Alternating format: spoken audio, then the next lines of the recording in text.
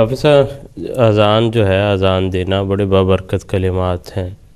حضور صلی اللہ علیہ وسلم سے ان کی ابتدا ہوئی، حضور صلی اللہ علیہ وسلم نے اس کا حکم دیا، تو یقیناً ایک بہت بڑی نیکی ہے، ثواب کا باعث ہے، سعادت مندی ہے۔ اس خواہش میں، اس شوق میں یقیناً بہت سے لوگ ہوں گے جو یہ چاہتے ہوں گے کہ اذان دیں۔ تو اگر ایک سے زیادہ لوگ ہوں اذان دینے کے خواہش مند، تو پھر ان میں فیصلہ کس طرح کیا جائے؟ جزاک اللہ وسیم صاحب، عموماً ایسا ہوا کرتا ہے کہ جہاں مساجد ہوں وہاں پہ امام کا تقرر بھی ہوتا ہے اور مؤذن کا تقرر بھی ہوتا ہے۔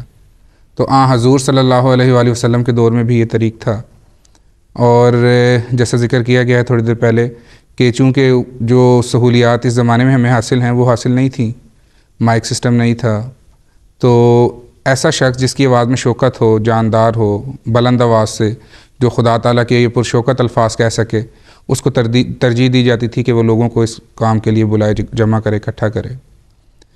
صلی اللہ علیہ وسلم کے دور میں حضرت بلال کے ذمہ یہ فرض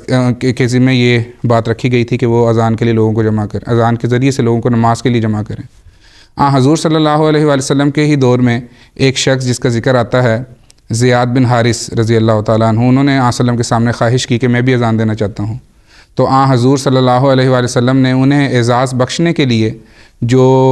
اس وقت کے مؤذن مقرر تھے ان سے کہا کہ آپ جو ہیں انہیں موقع دیں، اور حضور صلی اللہ علیہ وسلم کے ارشاد پر پھر انہوں نے اذان دی، اور جب اقامت کا وقت آیا تو صلی اللہ علیہ وسلم نے فرمایا کہ جس نے اذان دی ہے اقامت بھی وہی کہے۔ تو اس سے پتہ چلتا ہے کہ اگر کوئی خواہش مند ہو تو وہ امام وقت یا جو بھی امام ہے یا جو بھی صاحب علم ہے، منتظم ہے، اس کی اجازت سے وہ اذان دے سکتا ہے۔ حضور صلی اللہ علیہ وآلہ وسلم نے ایک حدیث میں یہ ذکر کیا ہے کہ اگر لوگوں کو پتہ چل جائے، ان کو علم ہو جائے کہ اذان دینا اور پہلی صف میں بیٹھنا کس قدر بابرکت امر ہے اور کس قدر خدا تعالیٰ کے نزدیک قرب کا موجب ہے، تو لوگ اس کے لیے قرآن اندازی کریں۔